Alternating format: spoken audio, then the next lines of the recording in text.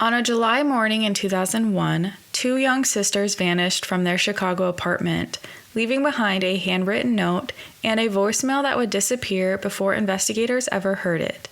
Their mother had left for work before sunrise, believing the girls were asleep, but the timeline she later gave unraveled into contradictions and a hidden truth that placed the girls unaccounted for the night before. As police launched the largest search in the city's history, evidence began pointing towards someone familiar with the family's routines and the mother's schedule, yet nothing was ever strong enough to lead to charges. More than 20 years later, the case remains unsolved, shaped by missing evidence, conflicting accounts, and inconsistencies.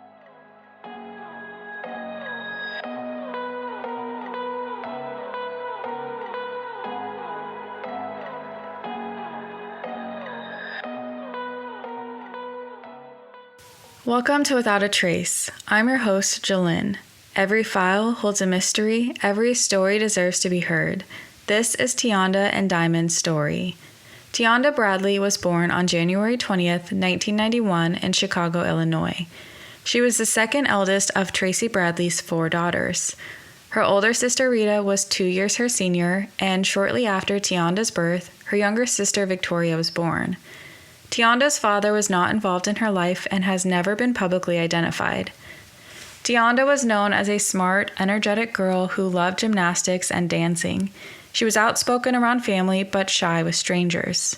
When her younger sister Diamond was born on November 25, 1997, Tionda embraced the role of caretaker. She was often seen carrying Diamond on her hip. Rita remembered Diamond as a lively child who bounced from sofa to sofa with endless energy. Tracy began dating Diamond's father, George Washington, in 1987. Their relationship continued on and off for years, though it was clear Tracy was far more committed than George. According to Tracy's sister April, Tracy adored him, but George did not reciprocate her level of affection. Rita recalled how George rarely interacted with Tracy's daughters and preferred not to have them around. He only encountered the girls when picking them up from their grandmother's home. Otherwise, Tracy visited him at his house or he came to her apartment late at night while the girls slept. Tracy wanted more from George, but at the time he was married and dating several other women. His wife was also named Diamond, and Tracy's decision to name her daughter Diamond appears to have been a deliberate jab at George. George denied being Diamond's father, and Tracy filed 3 paternity suits in an attempt to prove otherwise. Only weeks before the girls disappeared, a paternity test confirmed George as Diamond's biological father. On the morning of Friday, July 6, 2001, Tracy left her 2 daughters, 3-year-old Diamond and 10-year-old Tionda, home alone while she went to work.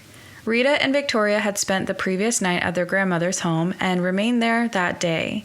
What happened between the early morning hours and the girls' disappearance has remained a mystery for more than 2 decades. Tracy reported that George arrived at her apartment sometime between 3 and 4 a.m. Around 6 a.m., he drove her to work at the Robert Taylor Homes apartment complex, where she prepared meals for a children's summer program. The building was 2.6 miles from her apartment and also where her mother lived, the same place Rita and Victoria were staying.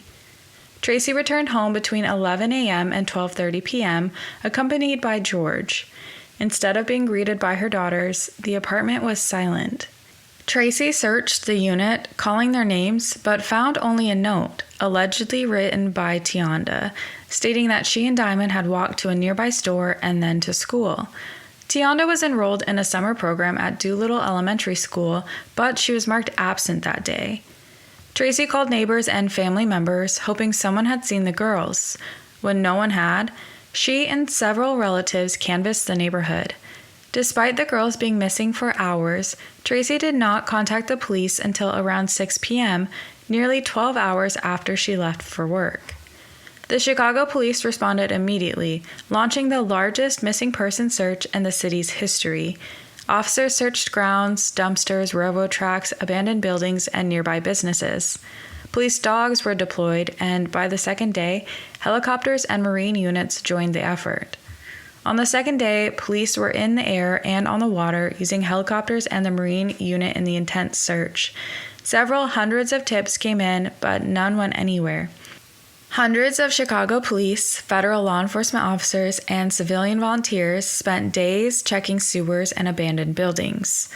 A tip line was set up by the police department. Several hundreds of tips came in, but none went anywhere. The police worked around the clock interviewing approximately 100 registered sex offenders in the area, questioning all relatives, and reviewing security footage. No stone was left unturned. Despite the immediate and intense search, no clues were found. What followed was 2 decades full of conflicting stories, unanswered questions, inconsistencies, and twists and turns.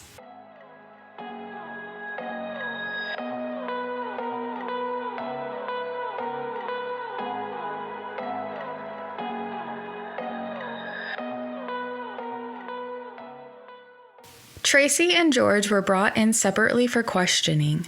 Initially, Tracy told several lies to conceal the fact that she left the girls home alone. According to Tracy, she was told by another family member who had some previous run-ins with Child Protective Services that if she called the police, they would probably put her in jail and take her kids away from her.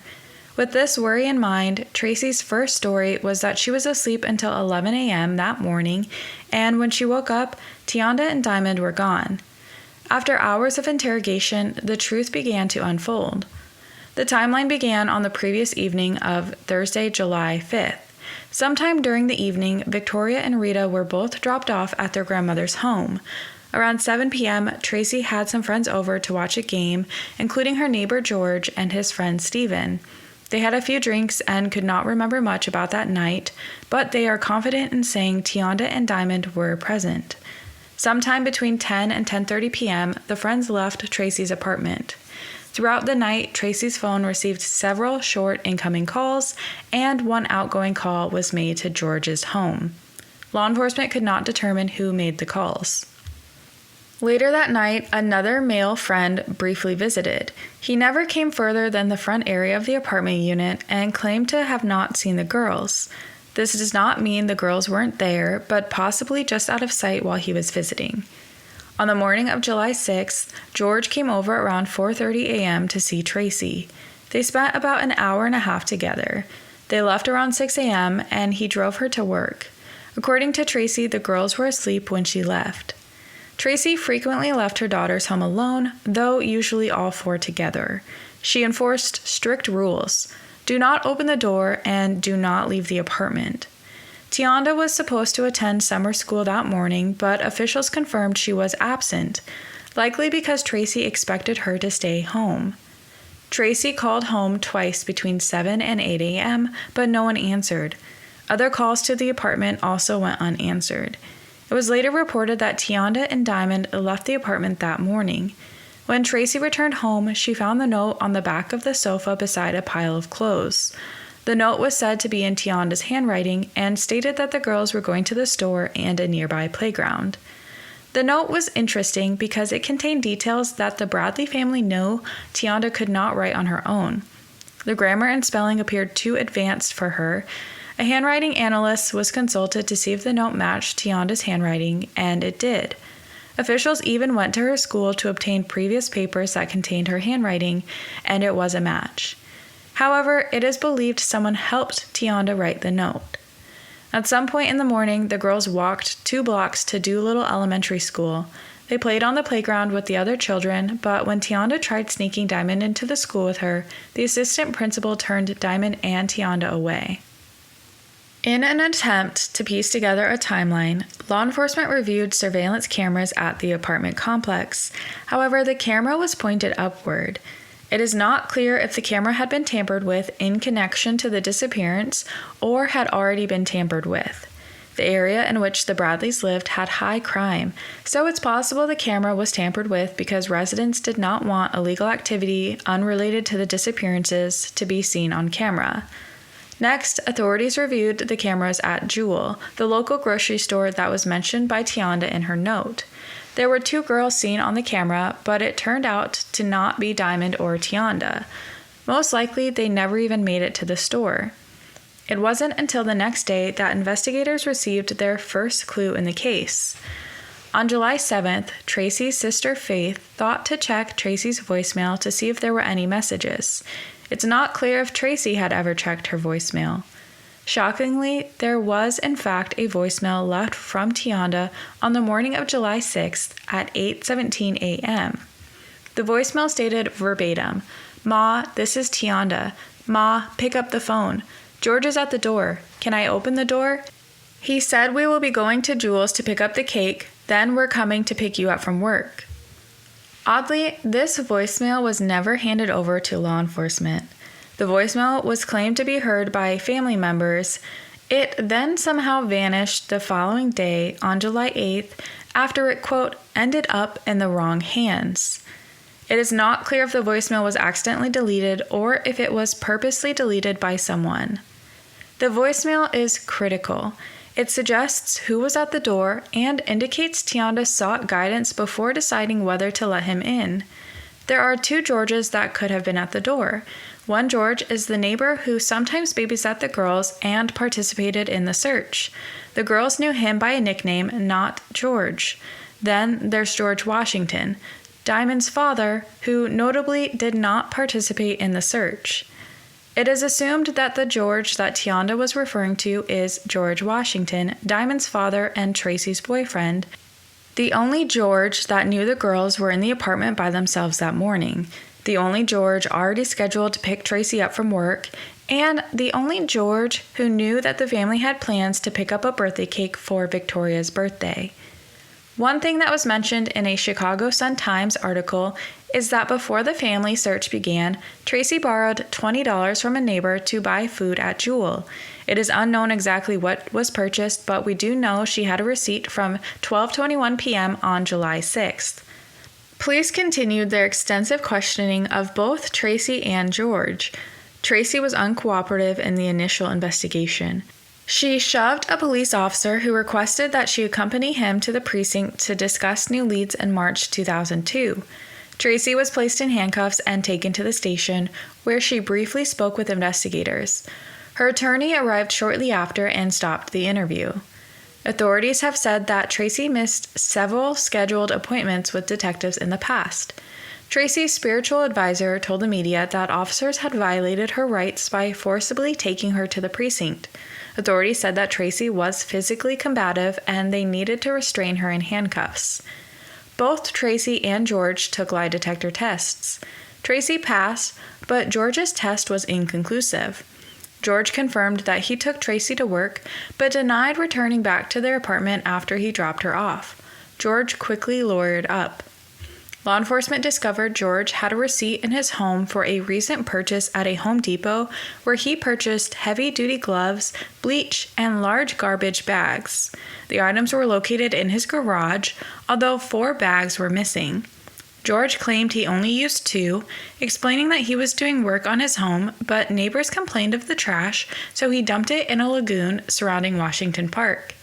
Police searched the area but found nothing. Several witnesses, including 4 teenagers and 3 neighbors, reported seeing George setting fire to something in a 55-gallon drum in his garage. He was then seen putting the barrel into his truck and driving away. George disputed this claim, saying he never burned anything in a drum.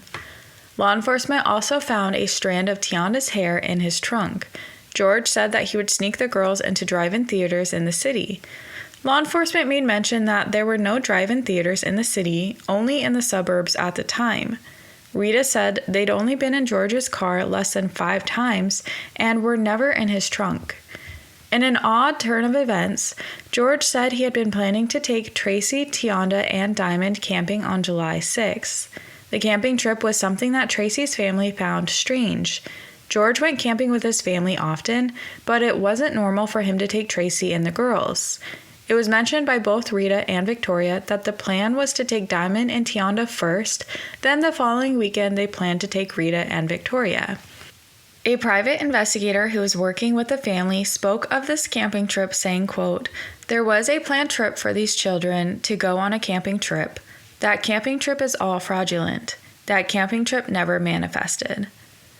While George claimed he had planned the trip, he made no plans related to the trip and hadn't reserved a camping spot. Tracy claimed to have purchased a tent for this trip, but it is not clear if a receipt was ever produced to verify this. Despite extensive investigation, evidence against George remained circumstantial, and authorities could not charge him. In August 2023, Investigation Discovery aired a disappeared special revisiting the case. A group of retired detectives uncovered a major revelation. Tracy had not been home on the night of July 5th. For 22 years, she maintained that George visited her apartment early that morning before driving her to work. However, in reality, after dropping off Rita and Victoria, Tracy returned home, had friends over, then left with George and stayed the night elsewhere. Diamond and Tionda were unaccounted for during this time. Tracy never explained the lie. Today, investigators believe the girls were taken by someone they knew and trusted, someone aware they were alone, familiar with Tracy's schedule, and aware of Victoria's upcoming birthday. Tracy later said, in hindsight, George did seem strange once they reached the apartment. She explained that when he picked her up, he seemed laid back, like his usual self, but when they got to the Lake Grove Village apartments, he went upstairs with her to check on the girls, which was not typical because George would typically stay downstairs. While in the apartment, as Tracy yelled out for her girls and there was no answer, George looked strange. This could have been out of concern that the girls were nowhere to be found, or it could mean something else. George was investigated thoroughly, but there wasn't enough evidence to formally charge him of any crime. He has always maintained his innocence. In 2003, Tracy and George had a son, George Washington Jr. George gained full custody of his son. At the time of this recording, Tionda would be 35 years old and Diamond would be 28. If you have any information about their disappearances, please contact the authorities. Thank you for listening to Without a Trace. I hope you enjoyed our deep dive into Tionda and Diamond's disappearances. If you enjoyed today's episode, please subscribe and follow Without a Trace on social media. And join me next week as I dive into another case.